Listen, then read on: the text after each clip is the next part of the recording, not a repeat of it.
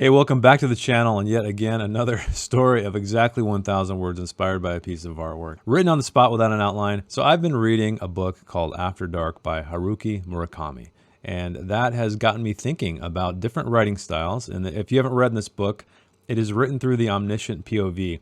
But even more interesting, it's through almost like a virtual camera or a little literal camera. I don't believe it's a literal camera, but he uses that language to describe the way we are moving through the scenes, almost like a film. It's written in present tense. It's a very strange book that reminds me a lot of David Lynch's work. And so the artwork which inspired the story was a request, actually. And if you did not know, you can always send me artwork if you'd like to see my take on it and what kind of story I may concoct. Because picking them on my own becomes very arduous quite often, especially after over 100 episodes. But anyway, in reading this novel and also being very familiar with David Lynch's work, it gave me that same vibe right across the board. The novel felt so much like films that I've seen of his. And I've also tried to emulate other writers as well in this series. I think it was actually one other time actually with Cormac McCarthy, one of my favorites. I know that's divisive, but despite all of any flaws or shortcomings you may believe he has, I think he's a very interesting author to read nonetheless. And so I thought, let's give it another go. Let us try to emulate another writer's work, specifically actually the novel I'm reading now, After Dark. Now, I'm not trying to copy, right, word for word completely. I'm just trying to sort of get the tone of what Haruki Murakami is doing in this book, and as well as pay homage to the great David Lynch. And once you see the artwork, I mean, you've seen it in the thumbnail, but you will understand why I felt like this was a great trio to bring together, right? The perfect triangle of just weirdness. And so to add to that weirdness, I decided to listen to the Eraserhead soundtrack by David Lynch himself, as well as Alan R. Splet. And the soundtrack itself actually influenced not just the tone of the story, but some things that happen within the story, which I will talk to at the very end when I talk about my analysis. So cue up that grayscale macabre static, and let's check out this week's artwork. This week's artwork is titled Cetus, and it's by a fine artist out of Scotland named Ken Curry. This one was actually a request, as I mentioned earlier. Not this specific painting, but the artist. So this is the one that was chosen. If you look him up online, you'll see that he has a lot of very twisted, macabre, one might say, artwork, and I'm clearly very drawn to it. So this was a good opportunity for me to continue with my strange storytelling. But let us take a closer look. Well, we have a woman whose back is turned to us. She is looking at what looks to be a painting, but it is not a painting because part of that object that is framed within is hanging out below, so you can tell it's actually hanging there on the wall. And what is hanging there is a massive carcass, a slab of meat of some kind. So no clear conflict, right? It's just a normal woman appearing to be gazing upon artwork at a gallery. So this will be a fun one. I think really what's drawing me to this is the obviously the hanging meat, but the fact that she's not looking at us. And I think that's a really cool opportunity to kind of discover maybe what she looks like or why she's not looking at us or what might happen to the people who approach her. So Mr. Ken Curry, thank you so much for the absolutely dark and inspiring artwork. All right, with that said, let's see what I came up with. Her name is Henrietta, and she wears black because it is the true color of the night sky. She is always at the gallery. She is always in the same spot. That spot is down a hallway lit by a few lights in a room lit by even fewer, so only the most adventurous art lovers dare go. But there is nothing to fear. It is an art gallery with paintings, sculptures, and installations like all the others. The object Henrietta is so infatuated with, the object she stares at incessantly, is a framed piece of flesh. The frame is perhaps 7 or 8 feet tall, without a canvas. Within the frame is a large piece of flesh, a carcass. It is stripped of skin and offal, a clean job. No blood, yet it glistens as if fresh. It hangs from the top of the frame past the bottom, a sinuous specimen carved by expert hands. From what animal it came from, she doesn't know, but she doesn't ask. Others ask. Disgusting, huh? A man says whose presence Henrietta doesn't entertain.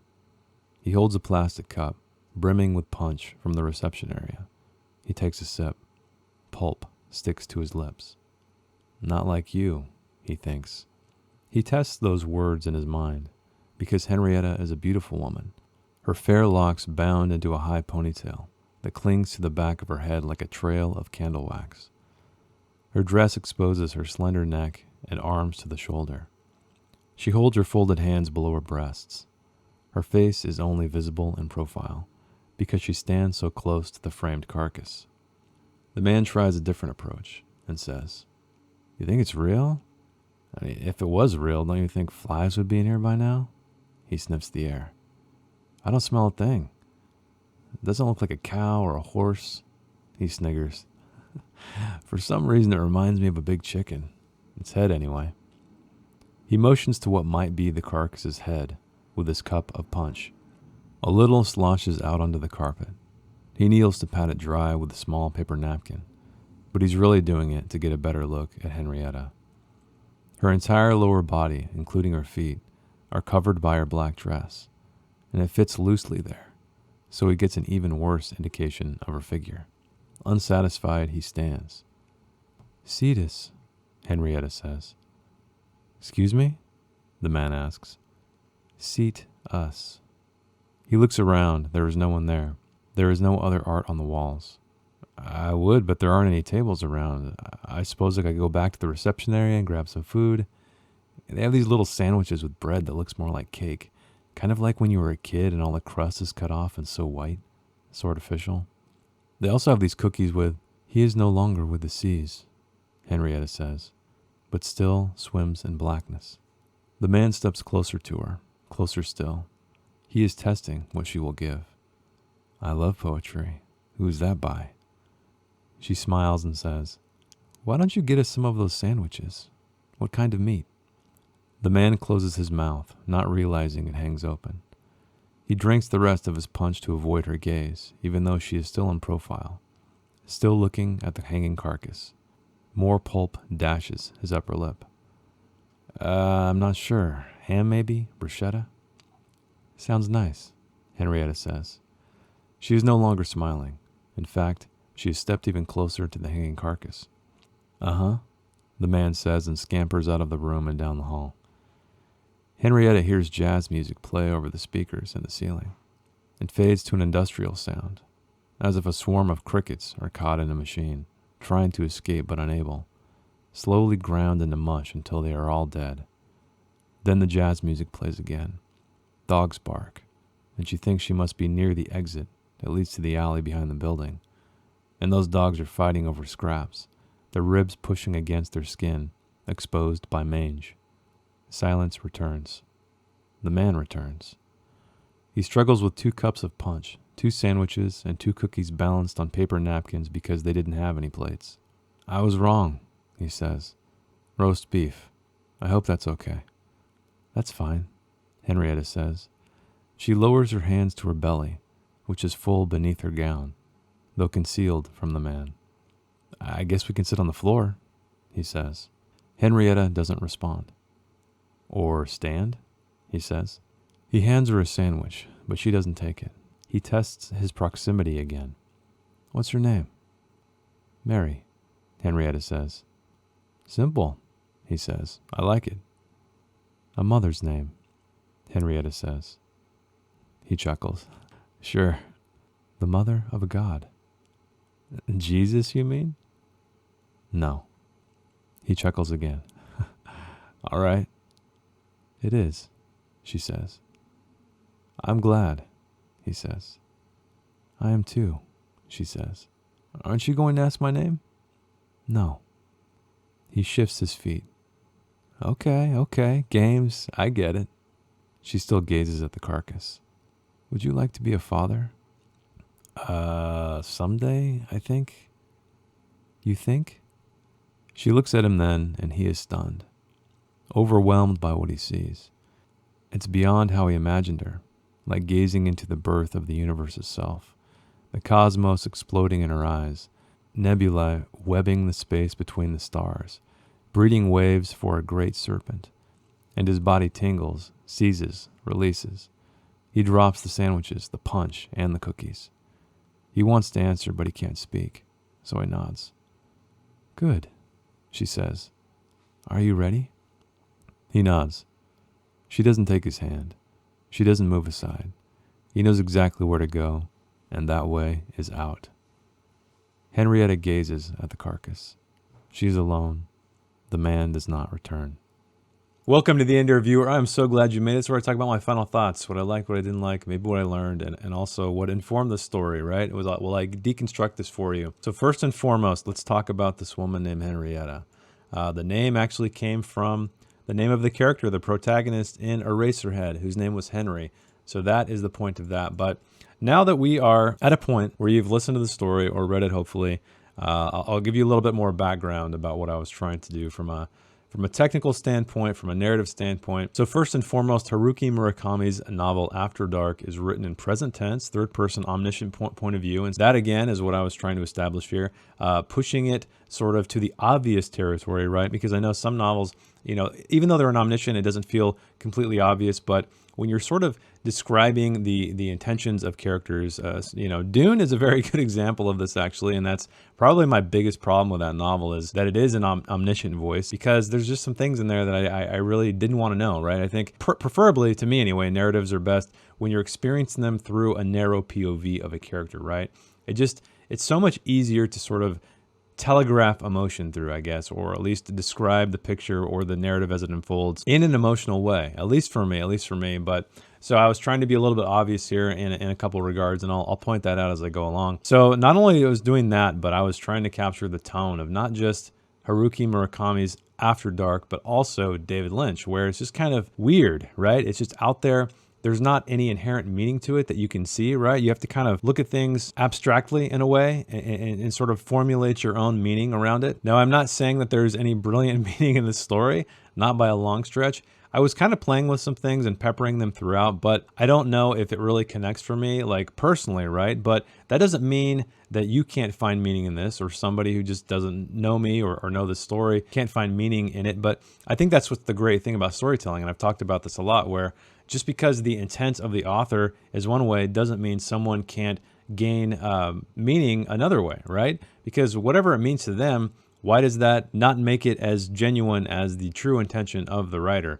I don't know. I've thought about it a lot, and I think that's what's interesting about art in general, is that whoever is observing it or perceiving it can glean a very different idea about what it is, right? What it means to them personally, because we are all full of vastly different experiences. We come from different walks of life, and all of those experiences really just influence the way we perceive things, right? What symbols we take from those, the patterns that may be there, maybe not there. And it's just something interesting to think about. And I know a lot of people out there disagree with that. They feel like the intention of the artist is what matters most, and nothing else, really. It doesn't matter what somebody else got out of it or how they interpreted the meaning there. But I feel like I'm on the spectrum of, I appreciate artist's intent. Like when I write my longer form stuff and stuff that I really sit down and plot out, I try to put meaning in there, right? I'm trying to have these characters represent common struggles, right? And have an overarching theme. But that doesn't mean that if someone gets something out of one of my books that I had no idea about, that doesn't invalidate it, right? So I'm really open to that idea, that way of thinking. It just reminds me, it takes me back to high school English, where I remember when I was reading Grapes of Wrath or different classics, I would ask the teacher, they would interpret what John Steinbeck or William Faulkner or whoever it was might be saying. And I'd ask them, I'd say, well, did they ever say that? And she would say no. And we have this entire field of academia where we have these literary critics or these analysts who are trying to kind of look at these stories not only through the lens of the artist and the history around what time period he or she lived in, but bigger ideas, right? Things that they may have been influenced by or maybe not. And they're trying to, again, interpret all of this stuff. And so I know this is a long way of saying that I don't think any of that stuff really matters. I think it's cool to look at literature from that kind of academic point of view and try to decipher it. But really, I feel like fiction is such a great way to sort of create this meaning that doesn't have a binary, right? It's not like a scientific study where you test a hypothesis and then you get a result, and that result is fact, right? Quote unquote. There's something about the different experiences that people have when they consume this art that really is intriguing to me. I know that's a lot of bullshit talk, so let's get into the story and talk about this. So I was plainly stating who this woman was, what she's wearing, where she is, This little hint right here is the true color of the night sky because, so full disclosure, I looked up what Cetus was. That's the name of this painting. That is the name of the story, and I didn't know what it was. And so I quick Google search yielded a serpent from Greek mythology, and it is also clearly a constellation, and that's where that came from. But I didn't really look into it more than that. I didn't look at what the function of the sea serpent was, but you know by now that I did work the serpent into the story, not only in the context of being, godlike maybe, but also in the context of being a constellation. And so that is what that meaning was. So she's in this museum. She is in a place where few people go, and I was trying to sort of like draw the camera slowly into where she is, right? She's always at the gallery. She's always in the same spot. The spot is down a hallway, lit by a few lights in a room, lit by even fewer. So I'm pushing that camera down the hall, or at least attempting to. But even though this is a scary place, there is nothing to fear because it's an art gallery, of course. What could be so strange? All of this is countered by the fact where I describe what she's infatuated with, which is this carcass hanging from a frame. And so I think that was definitely intentional, right? I'm sort of from the omniscient view saying like, there's nothing to fear. This is the museum. There's sculptures, there's paintings, and so on and so forth. But what she's infatuated with is this giant carcass hanging from the wall. And this is when I segue into the character. So at first I was thinking like, should I bring in multiple characters? Should I have a series of events where there's this mysterious woman just sitting there and people are kind of approaching her, wondering why she's so infatuated with this piece of artwork, or if it's a piece of artwork at all. But I started with a guy and went with it, and it just ended up being a single encounter, and I think that worked for me, right? I wasn't planning at this point to keeping it with one individual. I just wanted to start that conversation. I wanted to start that interaction. And so she doesn't ask what this thing looks like or what kind of animal this comes from, but others do ask. And this is when I introduce our guy who is trying to hit on her. He's got this plastic cup full of punch, and the pulp sticks to his lips. It's one of those things that I remember as a kid, like when there were these punch bowls at parties and stuff, they were always full of pulp, and I can't stand pulp. I can't stand these like hairy granule things in liquid. And so I just remember when I used to drink punch, it would just kind of stick to my lips and gross me out. And so I thought it was an interesting character trait where it's kind of like when you have something on your face or you got toilet paper on your shoe. It's this little trait where he's thinking he's being suave, but he has a bit of a chink in his armor, right? And this is where I obviously get into omniscient, right? I know the beginning starts off as omniscient, and I usually do that even when I'm doing third person limited, just to kind of, again, it gives you an opportunity to create like a line that probably isn't as compelling as if you were in limited third. And so sometimes I start stories that way. But this is very omniscient. Not like you, he thinks. He tests those words in his mind because Henriette is a beautiful woman. So you can tell right here, the camera is outside. This is from a consciousness that is not any of these characters. This is from just a observational camera. And this is when I start to describe her.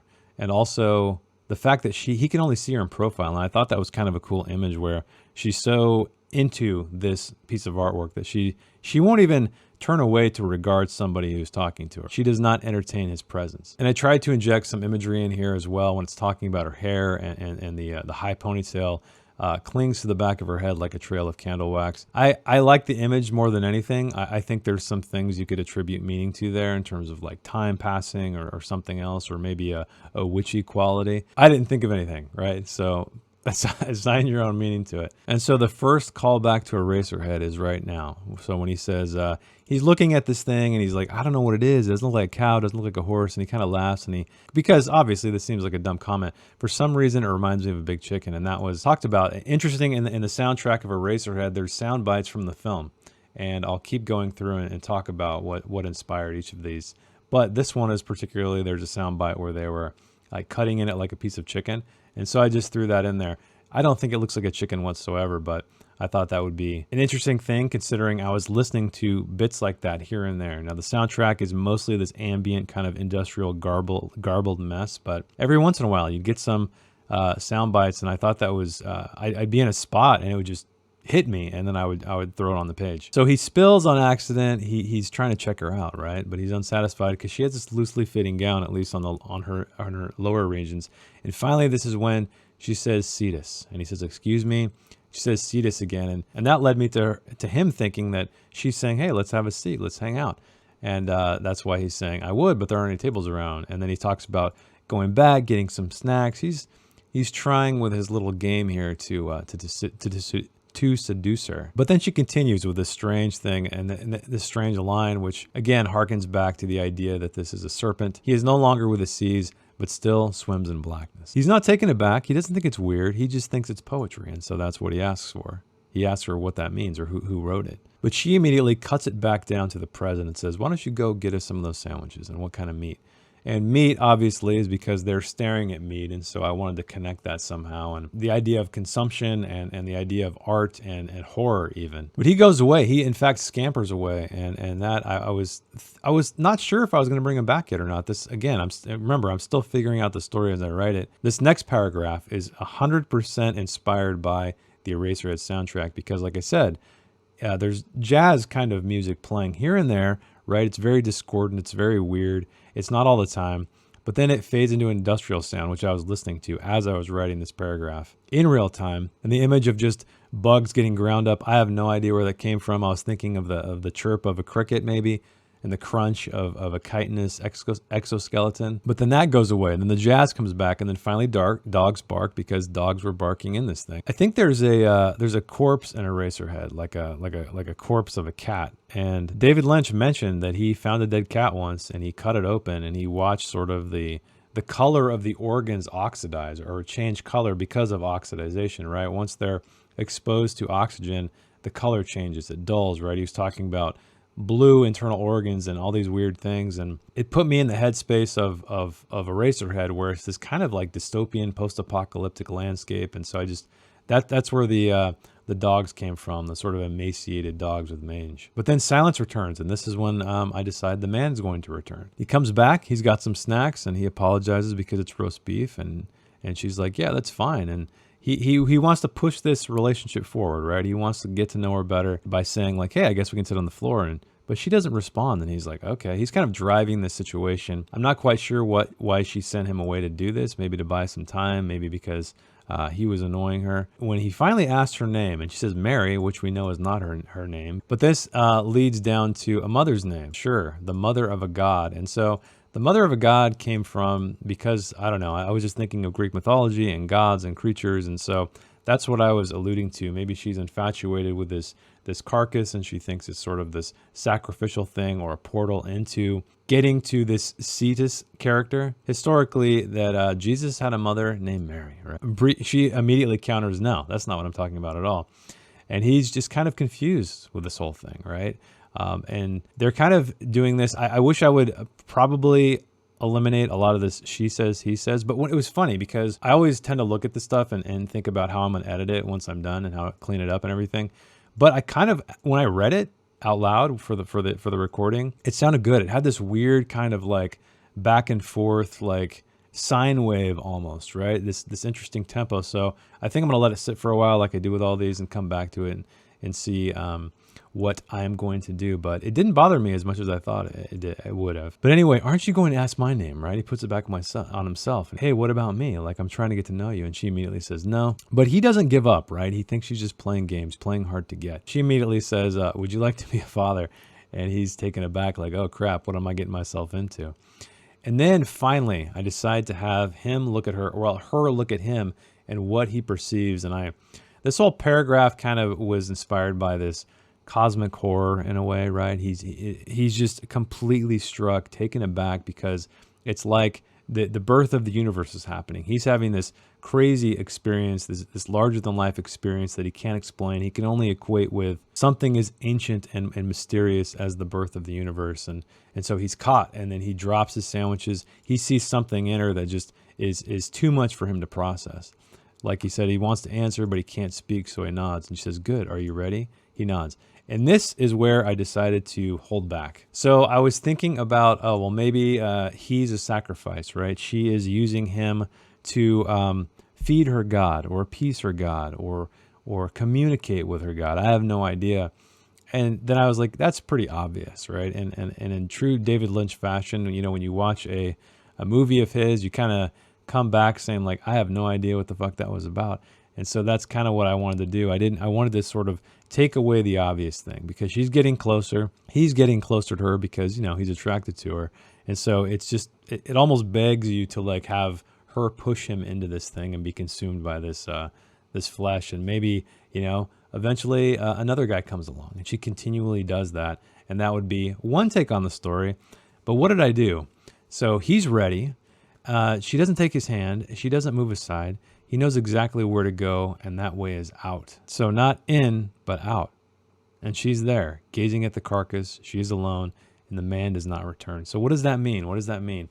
I would love to hear an interpretation of what you think that means. Could be that the guy was unworthy of Cetus's domain, I guess, or it could be something completely else. I forgot to mention too, obviously, she had a pregnant belly, a swelling belly, but he did not quite see that because of how baggy her gown was, which was kind of introducing some more imagery, some more symbolism perhaps, which obviously led down the road of Mary being the mother and Jesus being the son, but not the God she's talking about. So this was a fun one. I think it's always interesting to try to emulate other authors and make it your own, right? Because there's no way, again, that I'm going to copy anybody's style exactly. And that's not really my intention either. I want to just kind of be inspired by them, try different things, and this was a fun exercise. And another interesting thing that I learned about this one, and actually I learned the same thing when I was trying to emulate Cormac McCarthy, is that this kind of simple, omniscient prose is really simple for me to read. Now, I'm not saying that their writing is simple by any stretch. I know it's full of meaning and intent. It's not like they just crank this stuff out and then they're done. But from someone who tries to typically write in limited third, you're always trying to describe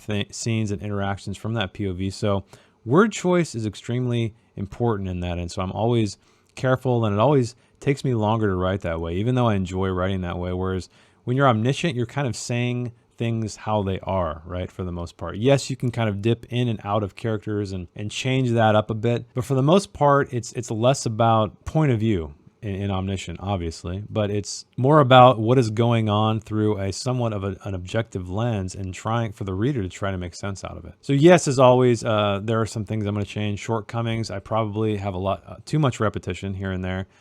Specifically when I talk about the carcass hanging from the wall, but some other things. Do I want to inject more intent into this? I don't know yet. That's something I'm going to think about once I revisit it. Let me know in the comments, have you ever tried to emulate another author's work, particularly one who has contributed to either classics or modern day classics, because their work tends to live on beyond the stories they tell, right? It's the way they tell the stories. But that is it for me. Thanks for hanging out as always. Hope you enjoyed it, and keep reading, keep writing, and I will see you next week. Thanks. Bye. If you'd like to read the story in its non-video format, check the link in the description. I didn't edit anything else, promise. Thanks again.